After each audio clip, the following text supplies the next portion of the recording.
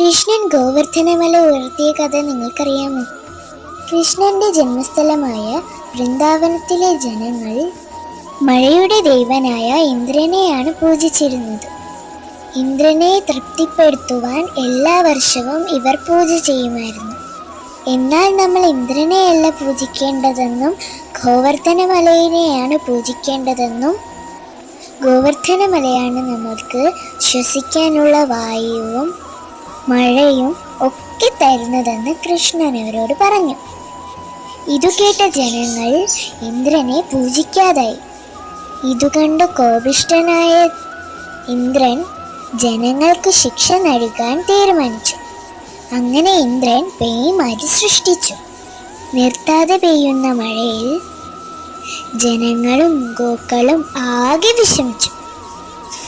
അപ്പോഴാണ് ഭക്തവത്സനായ കണ്ണൻ തൻ്റെ കുഞ്ഞു വിരളിൽ ഗോവർദ്ധനമല ഉയർത്തി നിർത്തി. എല്ലാ ഗ്രാമവാസികളും ഗോക്കളും ആ മലയ്ക്കടിയിൽ അഭയം പ്രാപിച്ചു.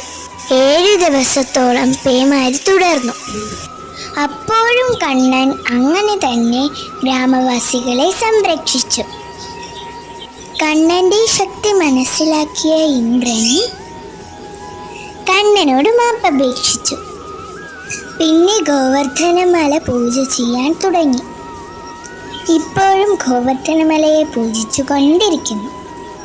എല്ലാവർക്കും കഥ ഇഷ്ടപ്പെട്ടോ? ഇഷ്ടപ്പെട്ടെങ്കിൽ ലൈക്കും സബ്സ്ക്രൈബും ചെയ്യാൻ മറക്കല്ലേ.